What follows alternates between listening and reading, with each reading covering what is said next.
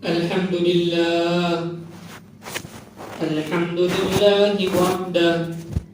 والصلاة والسلام على من لا نبي بعده أما بعد فأعوذ بالله من الشيطان الرجيم بسم الله الرحمن الرحيم وأن المساجد لله فلا تدعوا مع الله أحدا صدق الله مولانا العظيم وصدق رسوله النبي الكريم ونحن على ذلك لمن الشاهدين والشاكرين والحمد لله رب العالمین۔ بزرگان محترم، علماء دین نظام اور میرے عزیز ساتھیوں، جب بندہ اللہ رب العزت سے سچی پکی توبہ کر لیتا ہے، یعنی اسلام میں داخل ہو جاتا ہے، یعنی ایمان لے آتا ہے، تو اس پر سب سے پہلے اگر کوئی فرض ہونے والی عبادت ہے تو گویا وہ نماز ہے۔ اسلام کی بنیاد 5 چیزوں پر ہے، ان میں سب سے پہلا ہے توحید اور دوسرا ہے نماز۔ توحید کے معنی اللہ رب العزت کو دل سے ایک ماننا اور حضور اکرم صلی اللہ علیہ وسلم کو اللہ کا رسول ماننا اور اللہ کے ساتھ کسی کو شریک نہ ٹھہرانا۔ اگر ہم نے اتنا زبان سے کہہ دیا اور دل سے یقین کر لیا تو گویا کہ ہمارا ایمان بھی مضبوط ہو گیا اور ایمان پر عمل کرنے والے بھی ہو گئے۔ اللہ تعالی قیامت تک ہم سب کو ایمان پر اور موت پر تمام محفوظ رکھنے کی توفیق عطا فرمائے۔ سب سے میں نے پہلے کہا کہ اسلام میں داخل ہونے کے بعد سب سے پہلے ہم پر نماز فرض ہوتی ہے۔ چنانچہ جب ایک مرتبہ حضرت سیدنا ابوبکر صدیق رضی اللہ تعالی عنہ اسلام میں داخل ہوئے، یعنی حضور اکرم صلی اللہ علیہ وسلم کے دستے مبارک پر یعنی ہاتھ پر اسلام قبول کیا، تو حضور کو کہا کہ نبی اللہ میں ایمان تو لے آیا لیکن اب میں کیا کروں؟ تو حضور صلی اللہ علیہ وسلم نے ارشاد فرمایا کہ جو کام میں کروں وہ کام آپ کریں۔ حدیث پاک میں آتا ہے کہ حضرت سیدنا ابوبکر صدیق رضی اللہ تعالی عنہ نے سب سے پہلے نماز پڑھی اور نماز پڑھنے کے بعد سب سے پہلے اللہ رب العزت کا شکریہ ادا کیا اور کہنے لگے کہ اللہ مجھ جیسے گنہگار بندے کو تو نے حضور کا رفیق یعنی ساتھی بنا دیا اور مجھ جیسے گنہگار بندے کو اللہ کے دین کے لیے محفوظ کر دیا۔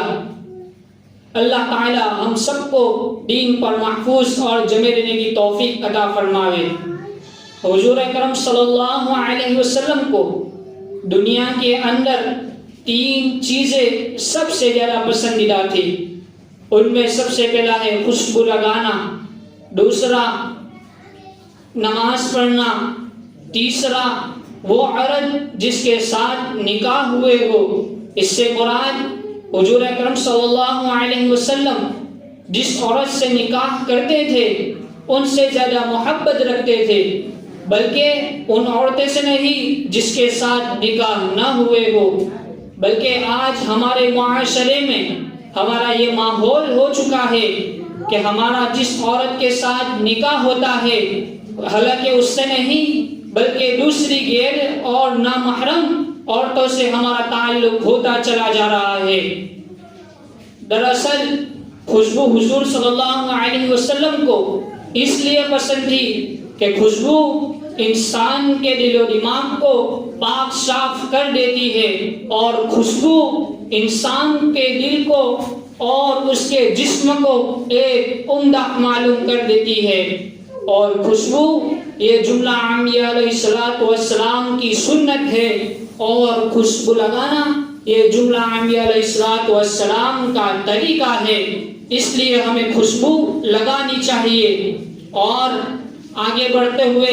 ایک اللہ والے یعنی بزرگ کا قول ہے، الصلاۃ معراج المؤمنین، نماز مسلمانوں کی معراج ہے۔ یعنی مومن بندہ جب نماز پڑھتا ہے، اللہ رب العزت کے دربار میں کھڑا ہوتا ہے، تو اللہ رب العزت گویا اس بندے کو دیکھ رہے ہوتے ہیں، اور بندہ پوری توجہ سے اپنی نماز میں توجہ لگا رکھتا ہے۔ اور بندہ جب نماز پڑھتا ہے، جب بندہ 2 رکعت مسجد میں نماز پڑھتا ہے اور سجدے میں جاتا ہے، تو اللہ رب العزت آسمان سے 70,000 پردے اٹھا دیتا ہے، اور پھر بندہ اللہ کے بالکل نزدیک ہو جاتا ہے۔ اور بندہ جو بھی اللہ رب العزت سے جو بھی مانگتا ہے، اللہ تعالیٰ اسے ضرور عنایت فرماتے ہیں، اور اللہ رب العزت اسے ضرور عنایت فرماتے ہیں۔ اور دوبارہ کسی بزرگ نے فرمایا، الصلاۃ معراج المؤمنین، نماز مسلمانوں کی معراج ہے۔ یعنی نماز مسلمانوں کو معراج کے طور پر ملی ہے۔ یعنی مومن بندہ نماز پڑھتا ہے اور اللہ کے دربار میں کھڑا ہوتا ہے، تو یعنی اللہ کے سامنے کھڑا ہو رہا ہے، اور اللہ رب العزت اس بندے کو دیکھ رہے ہوتے ہیں، اور بندہ اللہ رب العزت سے باتیں کر رہا ہوتا ہے۔ بتاؤ میرے بھائیوں،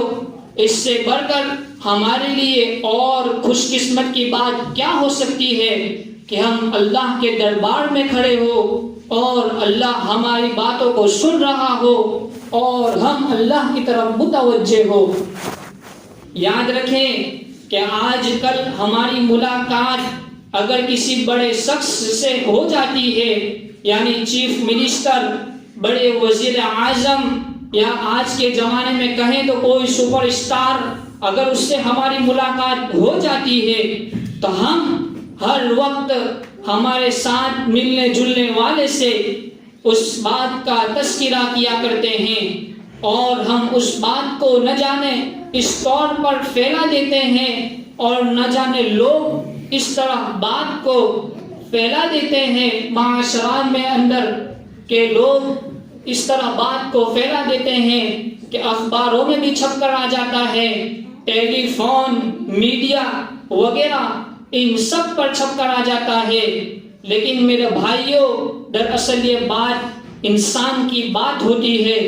جب تک انسان اگر اپنی خود کی ذات سے کسی کو بتائے بنا نہیں بتا سکتا تو یہ بات کبھی نہیں پھیلتی، لیکن انسان جب کسی کو بات بتاتا ہے تب یہ بات دوسرے تک پہنچتی ہے اور اسے معلوم ہوتی ہے۔ لیکن بھائیوں، یہ نماز ایک ایسا عمل ہے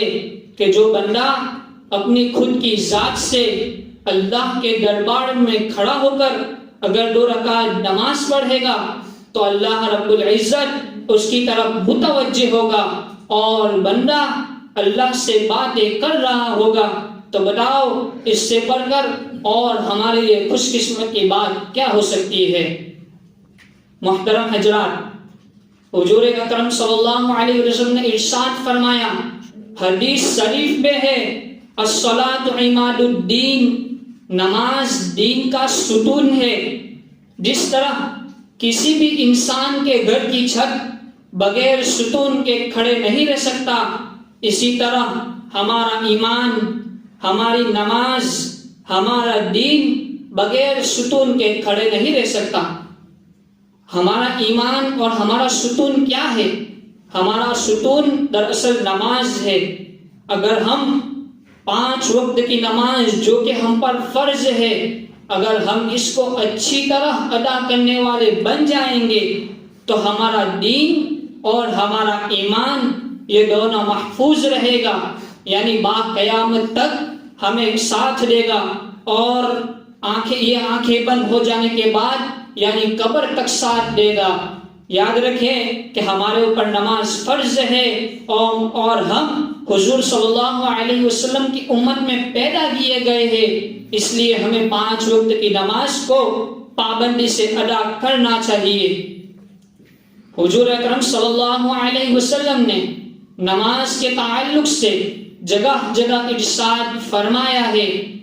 بلکہ حضور اکرم صلی اللہ علیہ وسلم نے نماز کے تعلق سے 800 مقامات پر تذکرہ فرمایا ہے۔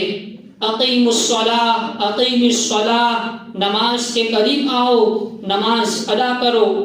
اور آگے بڑھتے ہوئے ارشاد فرمایا وارکعوا مع الراکعین، یعنی تم رکوع کرو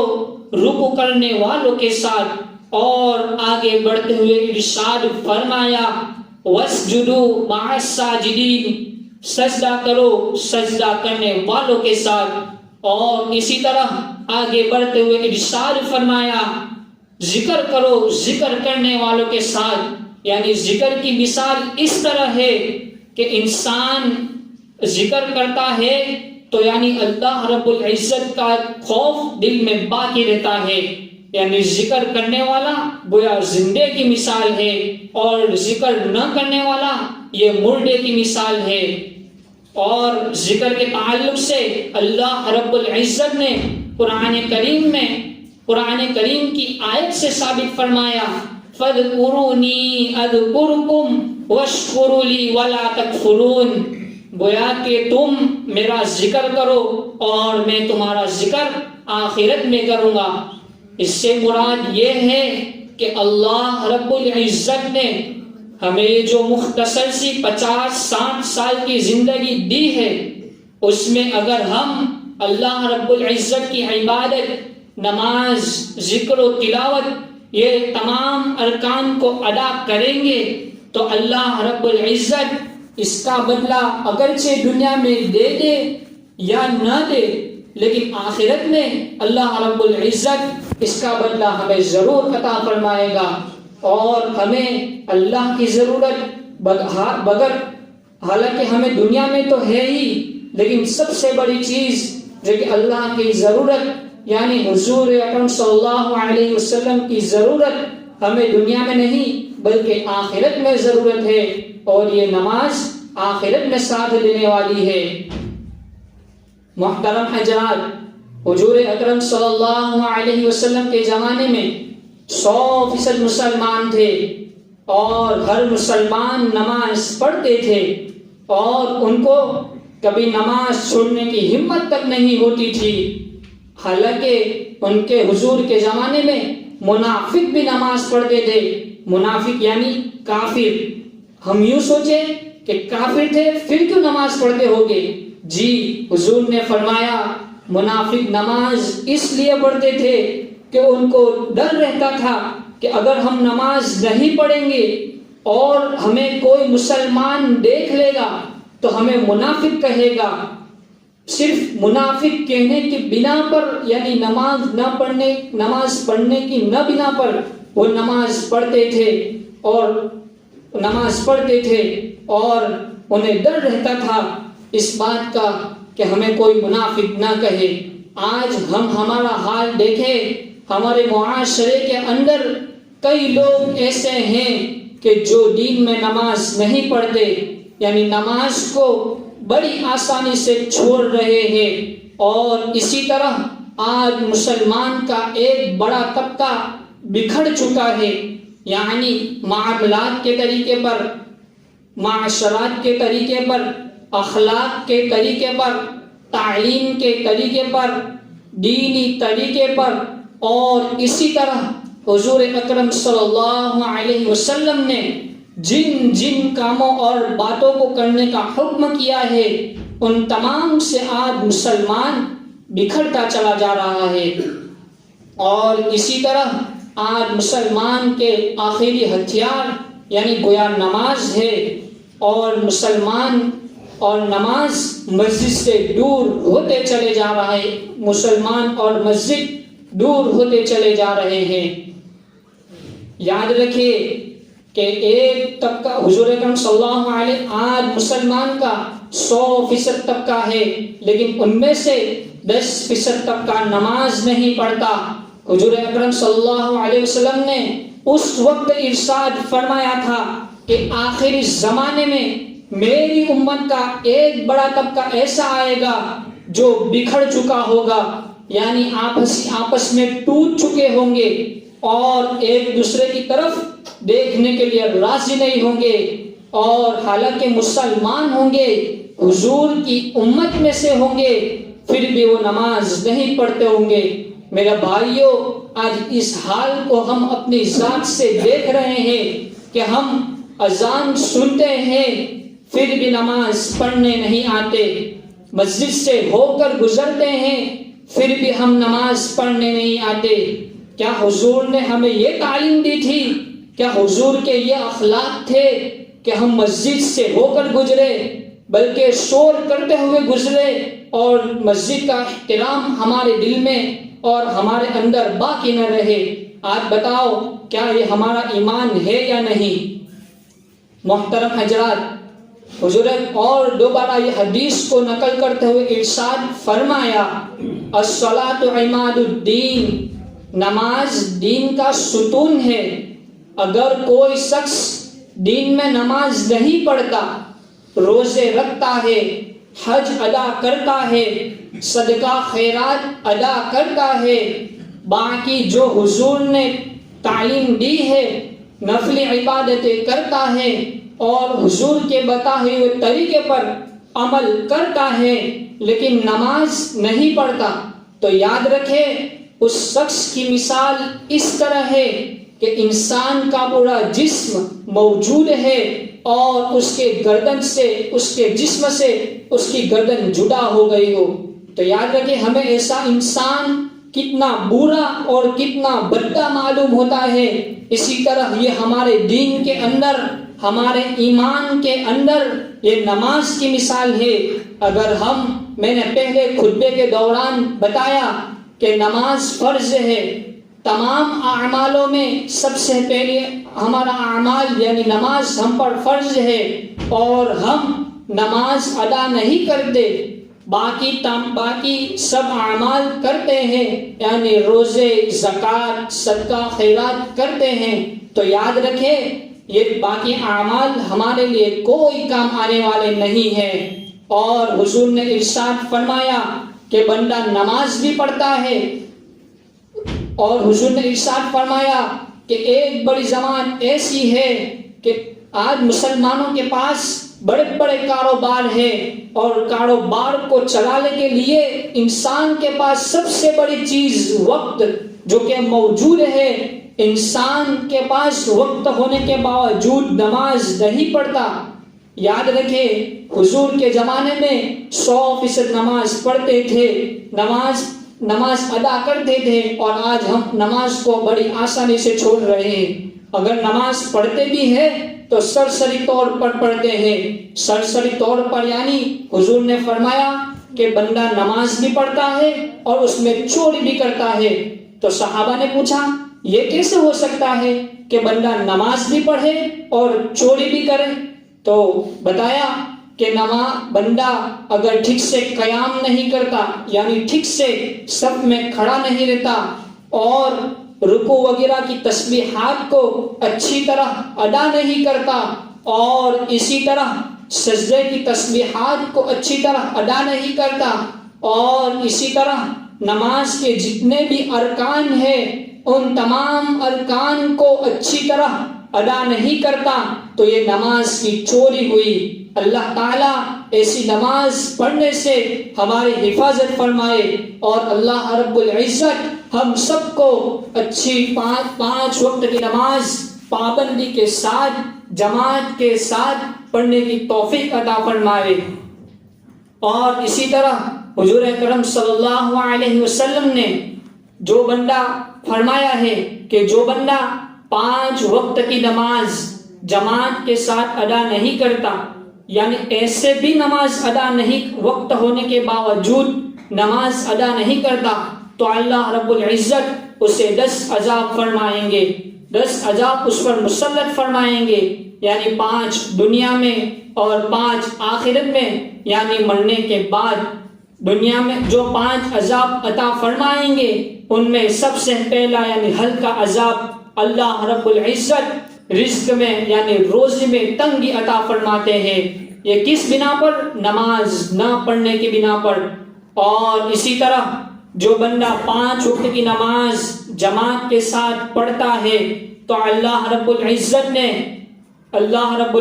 نے اس پر 10 انعام بھی رکھے ہیں، گویا کہ 5 دنیا میں اور 5 آخرت میں۔ اور دنیا میں جو انعام عطا کرنے والے ہیں ان میں سب سے پہلا انعام اللہ رب العزت اس کی رزق یعنی روزے میں برکت عطا فرماتے ہیں، یعنی انسان صبح اٹھتے ہی اپنے کاروبار میں لگ جاتا ہے اور دنیا کی تمام خوشحالیاں چاہتا ہے، بلکہ ایسا نہیں نماز نہیں پڑھتا لیکن جو دین میں جتنے بھی امور یعنی اعمال ہوتے ہیں ان تمام اعمال کو ادا کرتا ہے اور نماز ادا نہیں کرتا تو میرے بھائیوں یہ ہمارے لیے کوئی کام آنے والا نہیں ہے۔ اللہ رب العزت نماز 5 وقت کی نماز ہمیں جماعت کے ساتھ پڑھنے کی توفیق عطا فرماوے، اور اللہ رب العزت ان سب کہی سنی باتوں پر سب سے پہلے مجھے بھی اور آپ کو بھی عمل کرنے کی توفیق عطا فرماوے، آمین یا رب العالمین۔